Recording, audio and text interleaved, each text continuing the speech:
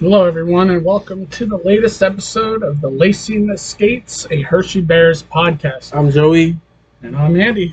It's been a little bit since we've been on here. Yeah, At that point, still in the regular season. Yeah. Now we're through the opening round of the playoffs, into round two. Game one tonight against the Lehigh Valley Phantoms, rivalry. So what are you looking for from the Bears, coming right into this after their stellar regular season? They came a point shy of setting the all-time AHL record. They were the best, arguably the best team in franchise history. They were there points percentage-wise. Yeah. Many people think that 2009-10 team was better. I'm one of them that I think that was a better team. But, statistically speaking, this team is better. So what are you thinking of, heading into this round of the playoffs? There's a lot of, like I said, the Bears came back, finished a good season. I think they had 54 wins. 52. 52, I think. I can check. I'll check it while you're talking. Well, but yeah, what I'm expecting tonight is that Lehigh Valley, they played them before. Mm-hmm. And it's a different Lehigh Valley team, though. It is, yes. And this team, again, this team, they're a little bit, I wouldn't say dirty. They play aggressive, and I think the Bears need to match the same energy tonight if they want to win. Yeah. But it's a team that they beat before. Well, yeah, they've definitely had their number. Yeah. Lehigh Valley has a better. Lehigh Valley at home is better than Lehigh Valley on the road. Right. Yeah. So Bears finished with 53 wins. We were kind of both off. You said 54. I said 52. Right there in the middle. Yeah. They went 53-14, and it had 5 shutout losses, no overtime losses. Yeah. That's insane. It's wild. I forget when we talked about this, and I said the amount of times they've been to overtime this year, and the fact that they haven't lost at 3-on-3 hockey is insane. Yeah, I think they had 5 wins in overtime on home ice, which is crazy. And they didn't have a home game that went to overtime go to a shootout. And including that game against Toronto back in late January that they literally scored with like 1.2 left in overtime, which was absolutely insane. Not really. Yeah. But I think this is an interesting matchup. I think of all the potential the second round opponents that they could have had, Lehigh Valley is the one you wanted to see the most. Yeah. Charlotte was probably the worst matchup of all of them just because of the physical style they played. Yes. They ended up losing to Hartford, playing all 3 games down there, which was kind of surprising. We'll touch on that a little bit later. I know. But I think Charlotte would have given them the toughest matchup. But that's not discounting Lehigh Valley at all because, they're a good team. I think I looked through just their head-to-head. Lehigh Valley has the talent. Right, yeah. Obviously, you don't win those games without having the talent. Yeah. You don't win a first-round playoff series, especially 2-0 against a Penguins team that was playing very good down the stretch. Oh, yeah. Without having that talent. And that's where some of the difference is going to be. They got some good reinforcements from Philadelphia after their season ended. And I actually brought this up to you, which we'll dive on in a minute. Bears got reinforcements as well. They do. But they got all the players back from the Capitals. They're playing, back on the Bears roster tonight. I think tonight's going to make an impact on how good the Bears are. Yeah, I think it'll be interesting, and so I'm going to pose this hypothetical to you. How far do you think the Bears could have gone if Washington continued to win?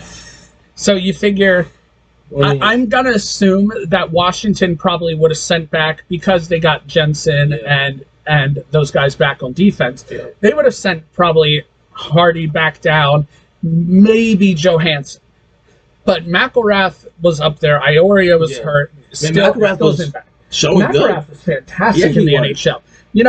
And I'll get back to him a little bit then. But let's say all the Bears would have gotten back was Hardy. Yeah. How far do you think they could have gone with a defensive core that did not have Johansson, McElrath, Iorio? I mean, because I think their forward group is good enough that they can win without LaPierre and Miro. Not to say those guys aren't important. No, they are. Oh, yeah. But when you're missing 4 out of arguably your top 6 defensemen, as you looked at the way the team had played throughout the season, if those 4 guys were down there, they were in the lineup every day, except for maybe those 3 games in 3 days. It's not about who is on the roster. It's about the effort that they make. If you show a little effort against a team that can, win in any circumstance, then less effort is not going to, win you a game. Right. But what kind of chances would you have given the Bears? I think they could have made it without Miro and LaPierre. What about the defense? Well, the defenseman, McElrath. I mean, McElrath has a big impact on the Bears' defense. Yeah. He does. Mm-hmm. He just plays really well physically. And I think when we lost our defenseman, we weren't really doing that good. I honestly think the one that hurt the most was Johansson. Yeah. I mean, because if you look at the way he was playing before his call-up, he was a guy that was blocking shots. He was moving the puck effectively out of the zone, and they missed that. Yeah, I mean, how many times were you sitting there? I was like, oh, man, Massey made a rough play there. Yeah. And that would have been a guy they would have relied on. Not to say Massey can't play AHL hockey, because he absolutely can. Yeah. He doesn't have the consistency. Neither does an Osipov. As much as I love Osipov and what he adds to that team, he adds the dynamic that when you don't have McElrath, Osipov is right there to add that physical aspect. I think so, yeah. But who would have been that sick defenseman? That's where I wonder if they would not have been able to get Hardy back. Who would have been that sick? You obviously had Prisky, you had Ness, you had Day, and Day is a guy that I'm not sure you can pull out of the lineup even when Iorio comes back healthy. So that's a whole other conversation. You're going to have 7 defensemen that should be in there every game when Iorio's healthy. And then you have guys like, as I was saying, with Massey and Osipov just hanging out there in reserves. I feel like they would have struggled a little bit without getting those guys back. And just because when you lose defensemen of that caliber, and that many of them, it's tough. And I remember seeing when they announced the loaning of the players back, people were quote tweeting in and stuff. They're like, that's half of a roster right there. And people not understanding that if you looked at the number of games played that those 4 played at either level, you're going to see they spent 50-plus games in a Hershey uniform. It's not that they were NHL guys and got sent back. Because that's kind of where I view LaPierre right now. He spent most of the season in Washington. He didn't spend as much time in the AHL, and he's going to be absolutely fantastic up there next year, kind of like with what McMichael did. He spent the entire year up there, and he's an AHL graduate at this point. Yeah. LaPierre, if they hadn't sent him back down, he'd be considered an AHL graduate at this point, especially with what he did during the postseason for Washington. He was probably one of the Capitals' best players out there. I think so, too. And I think it's unfortunate for the Capitals, but the Capitals weren't playing good. Yeah, and I think that'll make a big difference. I'm just curious the lineup changes. But the Rangers are also good. Correct. There's something we said about having to go in and play the President's Trophy winners. So, and that's kind of going to be the same thing here. You look at the points in Lehigh Valley, when you look at the amount of points outside of the 2 teams, Texas and Manitoba, Lehigh Valley had the fewest points of any Eastern Conference playoff team. So Lehigh Valley is essentially what Washington was in the NHL playoffs, and the Bears are the Rangers. Oh, yeah.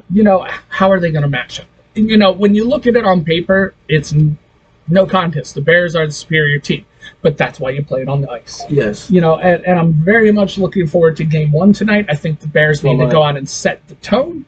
I fully expect Shepard to be in goal. They need to go out and set a physical tone. They need to... Those guys from Washington, hopefully they don't have a little bit of a hangover from the losses. I don't expect them to, especially with the culture Nelly has created down there. So what's your thoughts on those guys integrating back in? Do you see there being any trouble, or do you see them kind of easing back in with the guidance of some of the veteran presence down there, like a Vecchione, like a Ness, like Huntington, the way he's presented himself as a leader, and Sutter? I think it will show tonight. I think it will. I think tonight's going to be a good game. It's a good first game. I think they're going to show us what Bears, what a Bears team looks like. Yeah. They've been showing that all season. Yeah. And so we're going to take this time now and transition to our next segment. And that's going to be kind of going around the AHL. So obviously you had a lot of upsets in the first round, which I was kind of surprised, but at the same time, in a best-of-3 format, anything can happen. Oh, yeah. You look at that, you have the lower seed win a game, and then anything can happen at that point. So, I mean, probably the biggest there were two big eye-openers to me, and that was Hartford beating Charlotte. Yeah. Charlotte is a very good team. Oh, yeah, they are. And for Hartford to go down there, play all 3 games in Charlotte and win, they fell behind 1-0 in the series and then won in overtime in game 2 and then won the series. That to me was eye-opening, but the other one was Calgary blanking Tucson. Yeah, that's crazy. Because Tucson got loaded up by Arizona. Oh, yeah. And to make a run, and for them just to go out with a whimper and lose 2-0 to Calgary, I was shocked at that. I don't know what you think about that. I was shocked seeing that too. I was blown away by that. Yeah. Abbotsford beating Colorado. Yeah. I was kind of shocked at that too, especially because both of Abbotsford's win were in overtime. Overtime, yep. And that was another one. All 3 games were down in Colorado. So some of the way these series is run are very interesting to me because I think they are. It's not like the NHL where you have that series set up where it's 2-2, 1-1-1. Yeah. This is, if you have to travel a certain amount distance, you're playing 3 games on the road in a short series. And so what were your thoughts on some of the first round series? What are your thoughts on the postseason format in general, running 3 games like that, a best of 3, and sometimes not even seeing your whole life? I think it's unique. Like you said, it's different from the NHL. I think it's unique. I think it's different. Just the way they just the way they make it, and of course you see Wranglers are playing Coachella Valley. Yep. Which if that's an upset for Coachella, that'd be shocking. Well, I mean, Calgary's a good team. They are a good team. Yes. And they have probably one of the best goalies in the AHL. And I'm saying that as a Bears fan who has Hunter Shepard in goal, between the pipes. Dustin Wolf can win them a series. Oh, yeah, they can. And that's the thing. You forget, Calgary was leading that division until Christmas break. And then they kind of just collapsed in a way. They did, but yeah. You also had to think around that time they had a bunch of call-ups in the NHL, and they got Dustin Wolf. That's all. That's all you really need to know about that is they have Dustin Wolf. A goalie can steal a series. I mean, especially as Bears fans, we know that. Bears had no business beating Coachella Valley last year. No, if it wasn't for Hunter Shepard. Yes, if it was any other goalie, it would be different. Oh, absolutely. I mean, because the Coachella Valley Firebirds last year was an NHL team. Well, and they had a goal. They had a goalie too. Joey McCord. I mean, he's been fantastic in the NHL this year too. You can't discount how much a goalie means to you, especially in the postseason. Yes. Because you look at the series against Tucson, a 2-0 shutout game 1, 4-3 win in game 2. Tucson has some firepower, and they just went and said, "No, we're shutting you down." And that Belleville was kind of. That was a good series. It was, yeah. Belleville took the first one, and then it was back-to-back overtime games. That's a thrilling series, as far as I'm concerned. That's about as good as it gets. So Providence, they play Hartford tonight. Yep, Providence and Hartford, they start tonight. So those are the Atlantic semis. You got, obviously, Bears fans. Then Hartford and Providence, they kick off tonight. The North, you had Belleville win the first round. So your semifinals, you have Cleveland and Belleville. They kick off tonight. Belleville's at home. Yep. Rochester and Syracuse They already started. April 26th. Yep. And that series is at 1-1. Each of them took a game in Rochester. Mm-hmm. Game 3 is tomorrow. So, I mean, that series could be done by Saturday. Yes. Which I think is interesting. So we go to the Central Division. Milwaukee. They had Texas, Manitoba in the first round. Texas won 2-0. Doesn't really surprise me. I mean, one of those teams had to win. So you have Texas and Milwaukee. They begin tomorrow. Texas has the home start. Yeah, and that's what I find interesting in that too. And Hershey dealt with that with Charlotte last year. Their first 2 games were in Charlotte, then they came back. Yeah. And a lot of times that could be troublesome for a higher seed. You drop the first game on the road, you're all of a sudden looking at possibly an 0-2 hole at the higher seed. Then you have to come home and win 3 straight. That's crazy. That's what I think is interesting about that. And the opposite happened for the Bears last year. They went up 2-0 in Charlotte. Yeah. So Charlotte had the near impossible thing in having to go to Giants Center and win 3 in a row. I mean, anything can happen. It can, yes. The other Grand Rapids, Rockford. Yep, Grand Rapids, Rockford. Which Grand Rapids leads 1-0. Yep, they won in overtime. Game 2's tonight. Yep. And then Pacific Division, you got Coachella Valley, Calgary. They start up on Friday. Yep. They have a little bit of a different schedule. They're actually starting in Calgary with 2 and then moving to Coachella Valley for 3. And then you have Coachella Valley at home. They're really good at home. Yeah. I mean, it's a hard arena to play in. Then you have Ontario and Abbotsford. They begin tonight as well. 2 up in Ontario, 3 to Abbotsford. And, I found that interesting actually looking through all of these. Outside of the Grand Rapids Rockford, who started in Rockford, then go to Grand Rapids for 2, then Rockford Grand Rapids, a lot of them, especially out west, they're starting 2 at the low seed, then going 3. And part of me wonders, and this has been a bit of a topic, and I was actually planning on bringing this up, and it works here. The playoff format right now in the AHL. There's a lot of people that are asking for it to change. Yeah. And some of it is based on the way these divisions are set up. Yeah. I think, in my opinion, I think it's all right how it is. Well, it's more simpler.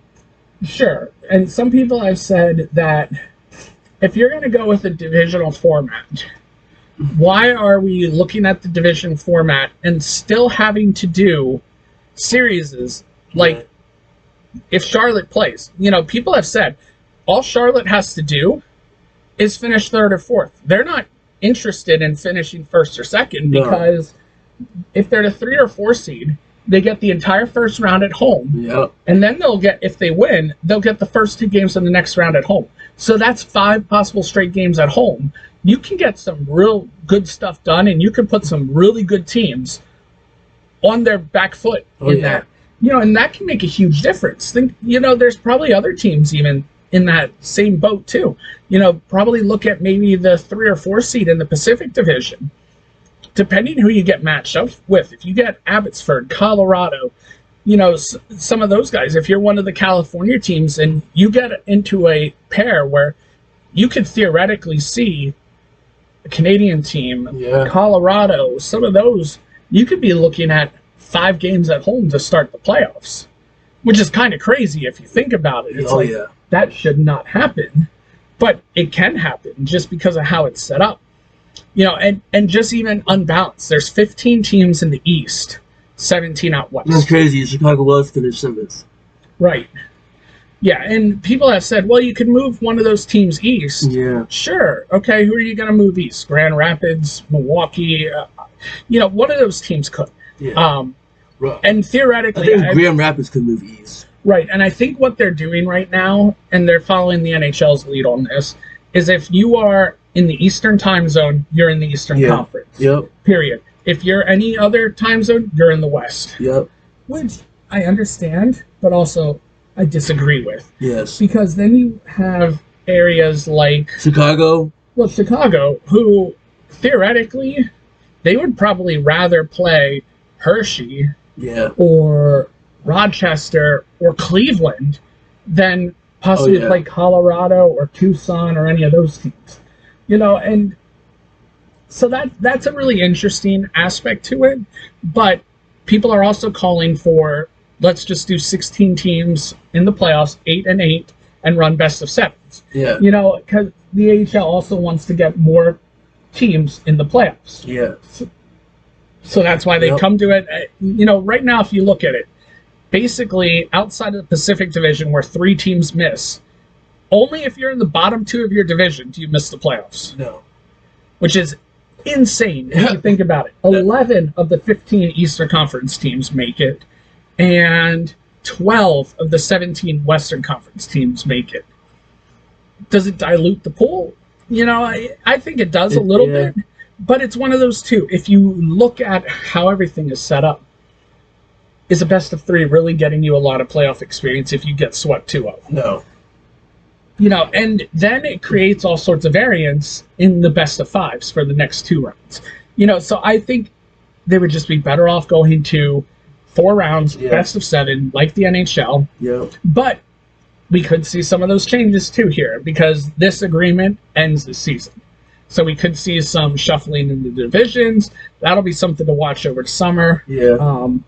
Ultimately, because if we look at the straight, I'm actually going to bring it up here. If we look straight 1 through 8, the 2 teams, the Eastern Conference would have had the Bears, Bruins, Cleveland, Rochester, Wilkes-Barre, Syracuse, Charlotte, Belleville as 1 through 8. So the 3 teams that made the playoffs that wouldn't have would have been Toronto, Hartford, Lehigh Valley. And out west, it would have been Coachella Valley, Milwaukee, Tucson, Ontario, Colorado, Abbotsford, Grand Rapids, Rockford. Yeah. So that means Bakersfield, Calgary, Texas, and Manitoba would not have made it. I just think it makes things a lot more interesting. Yes. The only problem then you look at it here is Rockford and Coachella Valley would have been a first-round series. Who wants to make that traveling arrangements in the first round? Nobody. Nope. So what are you going to look at? You're going to probably look at 2 here, 3 there. You're going to probably start 2 in Coachella Valley, 3 in Grand Rapids, then 2 in Coachella Valley. I don't think there's anything wrong with that. I think it saves a little bit on travel. Because all the other ones, Tucson, Abbotsford, they play each other all year. Ontario, Colorado, play each other all year. Milwaukee and Grand Rapids play each other all year. Yep. And that's the thing. A lot of the Eastern Conference teams will play each other. It would have been Belleville, Hershey. I think that would be a fantastic series. Oh yeah, that would. Charlotte, Providence. That would have been entertaining. Syracuse, Cleveland. Yep. Wilkes-Barre, Rochester. That would have been a fun series. Oh yeah, that would. All these series would have been a lot of fun. So I'm very intrigued to see what they do. I think there has to be some changes. I think what they do, that'll wait to be seen.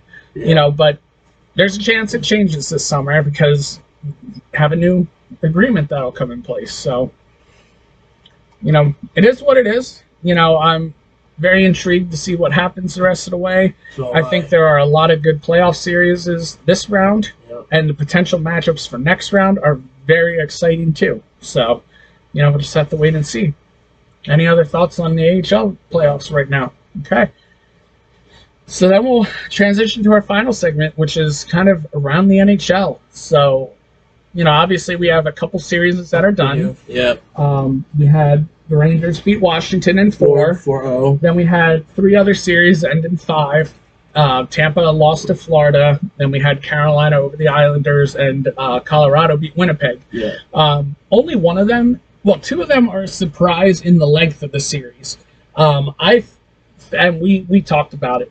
We both thought Colorado and Winnipeg would be a 7-game series. It would, yes, I thought. I had Colorado in 7, you had Winnipeg. But I thought that was probably one of the best first-round series out there that I felt could go either way. Toronto-Boston is another one. And, both of those series were good, and I thought Tampa Bay would give Florida a little bit more. Yeah. Granted, those games were close, but I thought it would be a little closer as a series. So I don't know what you think about any of the series that are done. Carolina winning and Rangers winning, not a surprise. Nope. Carolina plays the Rangers round 2. That's going to be a series. As it is, yes it is. I honestly wouldn't be surprised if the winner of that series wins the cup. Yeah, I know. I'm not going to say that's my bold prediction, but I don't know. Rangers have it, but that's going to be a good. I don't know. I have a lot of different teams who I think will win. Yeah, I think Carolina has a chance, just because they have the firepower behind them. Yeah, we have another series that has the potential to close out tonight. I think that's Edmonton. Oilers and Edmonton and Kings. Yep. Edmonton has a chance to close that out tonight. And then the series where the home teams just don't want to win. Vegas and Dallas. Vegas took the first two in Dallas, and I said to you, Joe, I was like, I think Vegas is going to win this. And then what happens? Dallas goes and wins two on the road. Like, what is happening? Yeah. So I think they're back in Dallas tonight. Yeah, if we're going by that metric, Vegas wins tonight? I don't know. I don't think so. I think the Stars will beat them. Right, I do. I honestly think Dallas wins this, and then they take Game 6. Yeah. Just momentum's on their side. I don't want to say Vegas lost the series by not winning one of the two in Vegas, but I think they lost the series by not winning one of the two in Vegas. Yes. I don't want to go out and say they lost, but yes, I think they're in trouble at this point.